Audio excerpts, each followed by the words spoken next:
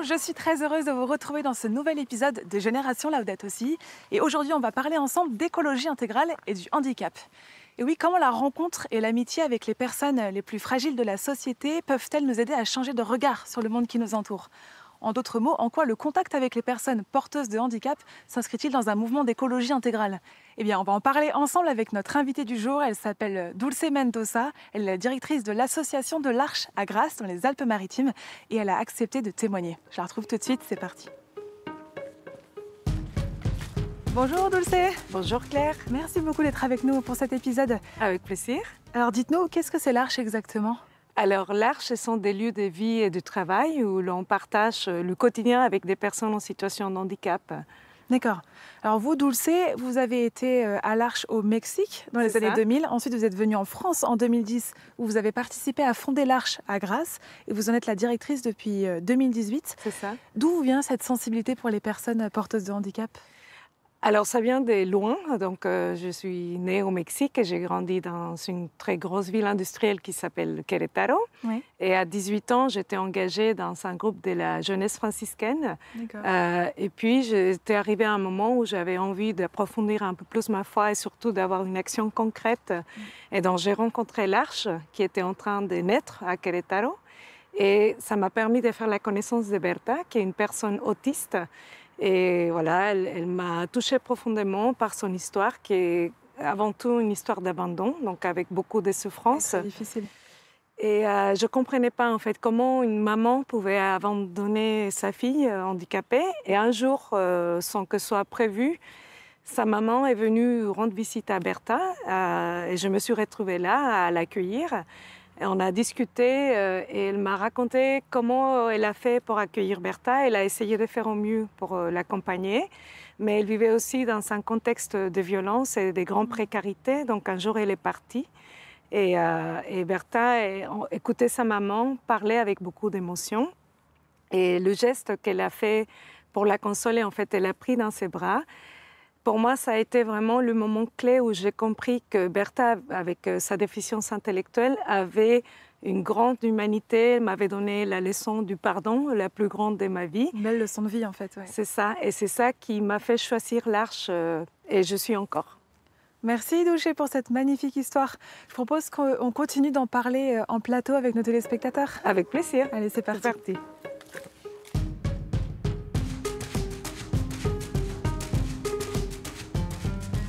Dulce, j'aimerais qu'on commence avec vous par plonger dans l'univers de l'Arche à Grasse. Alors, vous nous l'avez dit, vous vivez tous ensemble dans un esprit de famille que vous appelez les maisonnées. Eh bien, justement, écoutez Axel qui va nous expliquer ce que c'est qu'une maisonnée. Bonjour, je m'appelle Axel Boutonnet. Je suis à l'Argent. Il y a 3 foyers, les Alizés, le bleu, le râleux, je suis au bleu. J'aime bien sortir tout seul dans nos amis, j'aime bien mes temps dans ma chambre et mes temps avec mon téléphone. J'aime bien aider à cuisiner, voilà. Au foyer bleu, on est 9 personnes accueillies, plus des assistants et plus des bénévoles. Les assistants servent à nous aider. On a nos chambres à nous-mêmes et des fois on sort pour que ça permette de passer du temps ensemble. Les personnes accueillies et les assistants. Alors Dulce, qui vit sur place exactement à l'Arche à Grasse et quels sont les profils? Comment est-ce que vous les choisissez? Alors à l'Arche à Grasse, nous avons 3 maisonnées qui accueillent chacune 7 personnes en situation de handicap. Ce sont des adultes qui ont une déficience intellectuelle. La plupart des personnes sont là depuis longtemps parce que notre communauté en est en 2010. Et actuellement, nous avons le projet de construire une nouvelle maison parce qu'effectivement, on a une liste d'attente d'une trentaine de personnes qui aimeraient intégrer l'Arche. C'est énorme, oui, c'est beaucoup. Et puis, on a aussi un centre d'accueil des jours pour des personnes, pareil, des adultes en situation de handicap qui viennent uniquement en journée pour participer aux activités de l'atelier. Donc vous accueillez des personnes qui ont tout type de handicap ou bien il y a certains profils qui se retrouvent plus que d'autres à l'Arche? C'est un foyer de vie, c'est l'agrément que le département nous donne en tant qu'établissement médico-social. et un centre d'accueil des jours. Donc, ce sont des personnes qui ont une certaine autonomie, mais qui n'ont pas non plus la possibilité d'intégrer le milieu protégé du travail. Ils sont tous une déficience intellectuelle, mais qui leur permet quand même de réaliser des activités, de produire des peintures, de repas. Voilà. Ils sont assez autonomes quand même. Plutôt autonome. Vous avez à cœur, vous, à l'Arche, de développer des relations égalitaires entre vous. Hein. Vous êtes entre pairs. Pourquoi est-ce que c'est important pour vous? Et en fait, comment ça fonctionne? Comment on fait pour avoir une relation d'égal à égal avec une personne qui a un handicap mental? Ce qui favorise ces relations de réciprocité, c'est le fait justement de vivre ensemble dans la même maison, donc des personnes qui ont un handicap, les professionnels. Nous accueillons aussi des volontaires, donc des gens qui font un service civique, et des bénévoles. Donc, le fait de vivre dans la même maison, de partager le même espace de vie, de créer vraiment un chez-soi pour chacun, pour chaque habitant, ça facilite les liens de réciprocité. Donc, on est bien sûr là pour offrir un service d'accompagnement, mais avant tout de partager la vie, le quotidien. Et est-ce qu'il y a une manière aussi d'entrer en relation, de partager de l'humour, de rire avec les personnes? Est-ce que ça aide, par exemple? Alors oui, et c'est tout à fait simplifié par la nature des personnes en situation de handicap, en fait, qui ont beaucoup de spontanéité, qui vont venir rapidement à la rencontre vraiment de la personne. Donc, elles sont plutôt douées pour nous mettre tout de suite à l'aise et dans une relation assez naturelle, en fait, où on va s'exprimer de façon très simple, en fait. Donc, c'est vraiment elles qui nous mettent à l'aise dans cette relation. C'est elles qui vous mettent à l'aise. Donc, on l'entend dans ce que nous dit Dulce, la communauté, c'est vraiment plus qu'un habitat, c'est un lieu de vie, de rencontre, de jeu, de fête aussi. Et bien justement, écoutez Carole qui fait partie de l'atelier peinture à Grasse. Bonjour, je m'appelle Carole et je suis aux ateliers des Zéniths. C'est un atelier où on fait de la peinture, de la piñata. Et les piñatas, on les vend à des gens. Ça leur plaît beaucoup. On fait des tableaux, des fantômes pour Halloween, des vases pour mettre une bougie, enfin des rambières pour mettre une bougie. Et on fait des peintures comme là.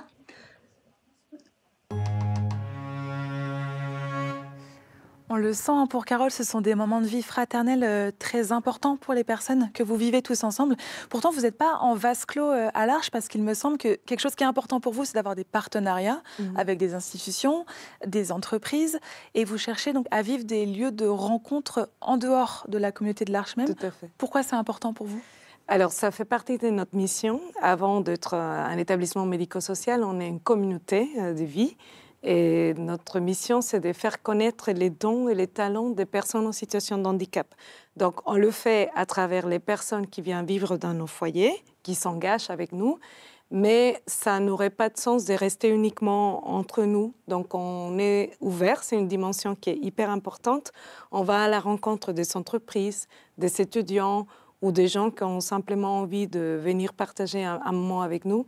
Cette ouverture, elle fait partie de notre mission, de pouvoir proposer des temps d'immersion dans nos ateliers, dans nos foyers, et c'est très enrichissant. Mais vous avez un exemple de partenariat que vous avez passé récemment? Comment ça marche? Alors, on accueille souvent des entreprises qui viennent passer un temps de chantier solidaire ou d'immersion dans nos ateliers. Donc, la dernière expérience, c'était avec une entreprise locale. Il y avait une centaine de salariés, d'ingénieurs informaticiens sur place. Quelques heures, une journée? Toute la journée. Toute la journée, oui. Et ils se sont distribués pour débroussailler, nettoyer les vitres, fabriquer des piñatas. Et donc, on les accueille. Et pendant les activités qu'ils vont faire dans la journée, il y a des personnes en situation de handicap qui sont avec eux aussi, et donc ils sont là plutôt pour rencontrer ces gens. Et en général, le bilan est très positif. Il y a des personnes qui n'ont pas l'habitude de côtoyer des personnes en situation de handicap, donc ça leur permet de voir que c'est pas si compliqué que ça. Et le fait d'avoir une activité qui fait un peu intermédiaire, ça facilite la rencontre. C'est très beau, je trouve, ce genre de partenariat que vous menez et que vous mettez en place ensemble. Alors, le pape François, dans son encyclique Laudato Si, nous rappelle que la protection de la nature et des personnes les plus vulnérables participent d'un même mouvement. Alors, en quoi l'écologie intégrale a-t-elle quelque chose à nous dire sur le handicap? Je vous propose qu'on y réfléchisse ensemble dans cette seconde partie.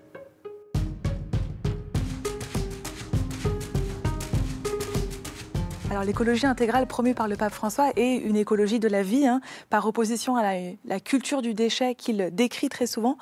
Et c'est une écologie aussi qui promeut la dignité de toute personne humaine, le respect de chacun et la protection des personnes les plus vulnérables de la société. Alors, Dulce, j'aimerais qu'on revienne avec vous sur la vision que vous avez à l'Arche du monde, votre relation un peu à la nature, à la création. Est-ce que déjà, vous pouvez nous expliquer les grandes phases de création de l'Arche ? Oui, alors l'Arche est née en 1964 dans l'Oise, ici en France. Elle s'est très rapidement développée à l'international, en Inde, au Canada, aux États-Unis. Donc aujourd'hui, on a une fédération qui est présente dans les 5 continents. Elle a été créée par Jean Vanier, notre fondateur, qui a fait l'objet aussi, après son décès, d'une enquête qui a révélé en 2020 puis en 2023 qu'il avait commis des abus auprès des femmes adultes et non handicapées, pour la plupart membres des communautés de l'Arche. Donc ça a été un moment très éprouvant pour nous tous. On peut imaginer, oui. Beaucoup de personnes étaient très déçues, ça a été douloureux. Personnellement, ça m'a réveillé beaucoup de colère, en fait. Mais bon, l'Arche nous a bien accompagnés. On a mis en place des espaces d'écoute et des paroles pour pouvoir traverser ça ensemble. Oui, ça a marqué un tournant au niveau national dans votre association. Tout à fait. Donc, justement, ça nous a renvoyé, en tout cas moi, je me suis reposé la question, pourquoi je suis à l'Arche? Quel est le sens aujourd'hui pour moi de rester à l'Arche? Et je me suis rendu compte, en fait, que l'Arche, c'est pas Jean Vanier, l'Arche, c'est chacun de nous, chaque membre, les personnes qu'on accueille, les équipes, les volontaires, les bénévoles. Et c'est ça qui est moteur, en fait, pour nous. D'ailleurs, pendant l'anniversaire de nos 60 ans, on a eu un événement à Saint-Anne-d'Auray et il y a eu un spectacle qui a été dédié à relire notre histoire. Et dans cette histoire, il y a bien sûr cette page Jean Vanier qui a été douloureuse. Puis on a tourné la page symboliquement. On était 2200 personnes à relire notre histoire. Et puis on s'est dit, on tourne la page et aujourd'hui, on a 2200 raisons de continuer cette mission parce que ce qu'on vit continue à être très enrichissant pour chacun de nous. Dulce, quand on parle d'écologie intégrale, on voit le monde à travers 4 prismes principaux. La relation qu'on peut avoir à la terre, à la nature, la relation à Dieu, la relation aux autres et la relation à soi-même. Est-ce que cette manière de voir la création, ça vous parle à l'Arche? Tout à fait. Je trouve que dans l'encyclique Laudato Si, sans être une experte de la question, cette vision en fait de la valeur unique de chaque être humain et de chaque être vivant, ça nous parle énormément.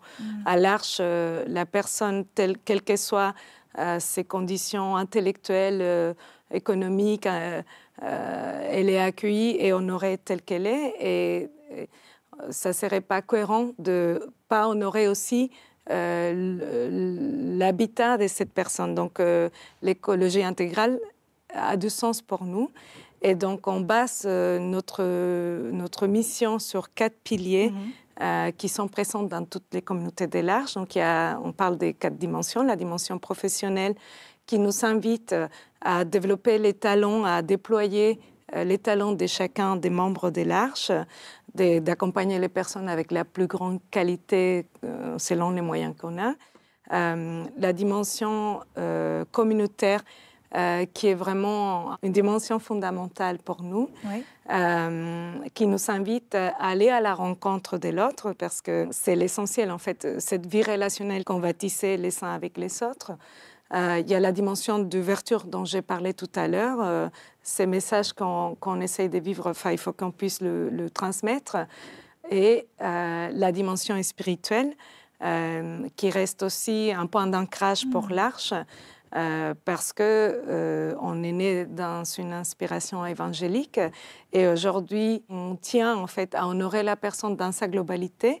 Donc, les personnes, quelles que soient ses croyances, ces lieux d'inspiration, on y tient compte et on essaye de déployer aussi les moyens pour qu'elles puissent s'épanouir dans cette dimension spirituelle. En fait, vous, ce que vous voulez à l'Arche, c'est qu'on change de regard sur les personnes porteuses de handicap et qu'en les côtoyant, on change de regard aussi sur le monde qui nous entoure. Est-ce qu'on peut le dire comme ça? Est-ce que ça vous parle? Oui, je pense que ce qu'on vit à l'Arche, sans avoir la prétention d'être les meilleurs, on peut peut-être inspirer les gens. Moi, j'aime beaucoup une phrase que j'ai entendue sur l'Arche qui disait que l'Arche était un échantillon d'une société réconciliée.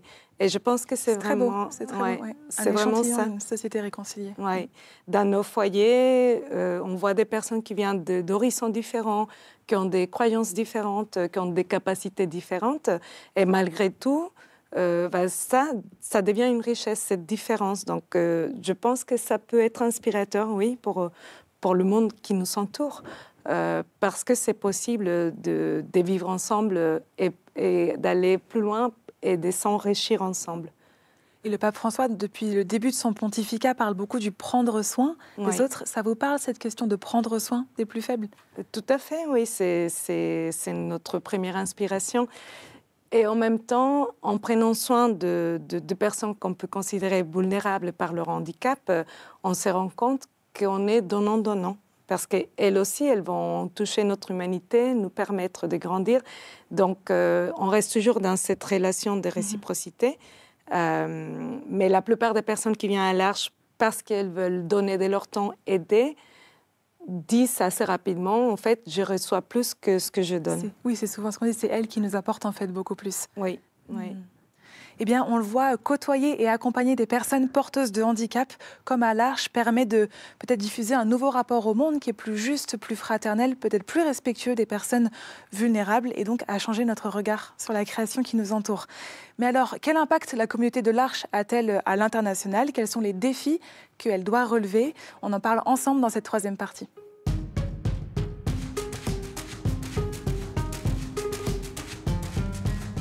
Dulce, comment est-ce que vous définiriez le regard que l'on porte en France sur le handicap et sur les personnes porteuses de handicap?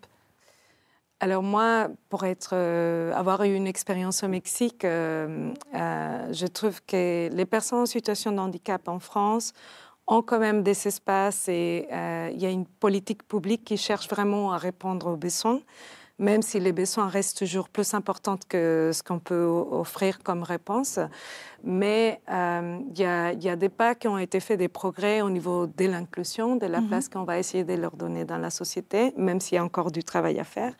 Dans d'autres pays, c'est vrai que les personnes en situation de handicap peuvent être l'objet d'autres formes de discrimination, comme par exemple l'abandon, l'histoire de Bertha que j'ai racontée tout à l'heure. Donc ça s'ajoute en fait à leurs conditions intellectuelles, cette souffrance liée à l'abandon. Après, je pense qu'en France, malgré toutes les solutions qui existent, il y a une forme encore d'isolement de la personne en situation de handicap, mais aussi des familles qui n'ont pas beaucoup de relais, qui sont un peu seules à porter leur enfant. Et ça, on le voit au quotidien avec les personnes qui cherchent une place, qui demandent, une admission dans nos foyers. Je suis très touchée, en fait, par cette souffrance en général des familles. Et vous essayez, vous, de répondre directement à cette souffrance des familles à l'Arche, en les accueillant chez vous, en leur offrant tout l'amour dont vous êtes capable, la bienveillance, l'affection. Vous proposez des solutions très concrètes, en fait, dans votre communauté de l'Arche. Tout à fait, oui. On essaye, selon les possibilités qu'on a d'accueillir. On a un espace d'accueil temporaire où on propose, même si on n'a pas de place pour un accueil permanent, c'est des personnes qui viennent 15 jours, une semaine, peut-être un peu plus régulièrement. Donc, c'est une façon de les intégrer, même si ce n'est pas de façon permanente. Et les familles sont très reconnaissantes de ce qu'elles vont pouvoir vivre dans nos foyers. Oui. Et indépendamment de cette question de l'isolement des personnes en situation de handicap, à quel défi vous êtes confrontés aujourd'hui à l'Arche? Alors, je pense qu'il y a encore beaucoup de travail à faire sur ce que j'appelle une vraie vie relationnelle riche. On essaye, hein, et je pense qu'on y arrive plutôt bien à l'Arche, mais de façon générale dans la société, pour moi, c'est le défi qui reste encore à surmonter. C'est-à-dire que l'inclusion, c'est très bien, mais une vraie vie relationnelle comme n'importe quel humain, quel être humain, il y a encore de travail à faire pour rompre avec cette solitude. J'y pense aussi, il y a plusieurs associations en France aujourd'hui qui manquent de dons, qui sont peu financées. Est-ce que c'est le cas de l'Arche? Est-ce que vous recherchez des dons? Ou est-ce que vous êtes financé correctement aujourd'hui? Alors, on a des soutiens par les départements, donc, qui couvrent le principal de nos besoins de fonctionnement. Mais quand on a des projets, comme c'est le cas de l'Arche à Grasse, on aimerait construire une nouvelle maison. Donc là, on doit beaucoup travailler dans la collecte de fonds pour pouvoir financer ces constructions. Et dans la fédération, il y a une trentaine de projets aujourd'hui, soit des rénovations, soit des constructions de nouveaux foyers. Donc les besoins, oui, effectivement, sont permanents pour pouvoir mener à bien tous ces projets. Et une dimension aussi dont on a peu parlé, c'est la dimension internationale de l'Arche et des liens fraternels que vous essayez d'avoir entre vous. Comment ça se passe? Alors, l'Arche est présente dans 39 pays, donc dans des contextes vraiment très différents. Les besoins donc, sont forcément différents en fonction de la réalité locale. Nous savons pas mal de pays qui n'ont pas beaucoup de moyens, donc qui accueillent peu de personnes en foyer parce que c'est un engagement fort et à vie. Donc, on essaie de tisser des liens de solidarité, mais un lien de solidarité qui reste aussi fondé sur la relation de réciprocité. C'est-à-dire que les communautés qui sont dans des pays où il y a beaucoup de besoins matériels, elles sont aussi des talents, des compétences parce qu'elles ont développé une créativité forte pour survivre en fait et donc elles sont une richesse à nous partager de leur expérience. Donc par exemple à l'Arche à Grasse, on a un jumelage avec l'Arche à Querétaro au Mexique qui était ma première communauté et donc on essaye de tisser des liens, de partager des moments où on va tout simplement vivre un moment convivial, même si c'est à distance, mais ensemble, et prendre conscience en fait de cette réalité qui existe partout dans le monde est super important. En fait, l'existence de l'Arche internationale est vraiment une richesse pour l'Arche en France. Ouais. Je le sais, on arrive bientôt à la fin de cette émission, mais j'aimerais qu'on retourne rencontrer deux personnes qui vivent avec vous à Grasse, dans votre communauté. Donc c'est Célia et Florian, et vous allez le voir, ils témoignent à quel point ces moments partagés sont pour eux source de joie et de bonheur. Regardez. Qu'est-ce qu'on aime bien faire beaucoup à l'Arche? On fait la fête. Ouais, on fait la fête. On fait la fête, on accueille des nouvelles personnes, des familles, des copains aussi. Et quand on fait des fêtes comme ça aussi, souvent on mange ensemble. Soit en pique-nique. Et ensemble, on fait un pique-nique ensemble. Ouais, ou alors on organise un repas. Un bon repas, mais c'est très bon. Ouais, et on met de la musique. Et la musique, et on danse. Et on danse. On entend chanter, danser, s'amuser. Est-ce qu'on aime danser? Tous. Ouais. On aime tous danser. Il y a aussi le Gala de Monaco qu'on a fait ensemble aussi. Oui, c'est vrai. Le Gala de Monaco. Moi, j'ai fait le renard pour le petit prince. Oui. La capoeira, ça aussi, j'ai fait. C'est vrai. Tu as participé à plusieurs spectacles pour les Galas de Monaco tous les ans. Est-ce que tu aimerais rencontrer encore plus de monde? Ah bah oui, moi j'aimerais bien. Dulce, pour conclure notre émission, vous nous avez proposé de nous partager une parabole biblique, un passage qui vous touche. Qu'est-ce que c'est? Alors moi, je suis très touchée par la parabole de la graine de moutarde. Ça m'inspire beaucoup par rapport à l'Arche. Je trouve que chaque membre, voilà, Célia, Florian, Axel, moi-même, on est ces petits graines de moutarde. Et si on arrive à prendre soin les uns aux autres, on devient quelque chose de plus grand, où les gens peuvent venir voir un peu, se nourrir un peu, ou alors rester quelques années, peut-être toute une vie. Donc ça m'inspire beaucoup par rapport à ce qu'on vit à l'Arche. Eh bien, merci beaucoup, Dulce, d'avoir été avec nous dans cet épisode sur l'écologie et le handicap. Merci à vous pour l'espace. C'était un plaisir. Merci pour votre témoignage. Merci à vous qui nous avez suivis derrière votre écran. Et je vous dis à très bientôt pour un nouvel épisode de Génération Laudato Si.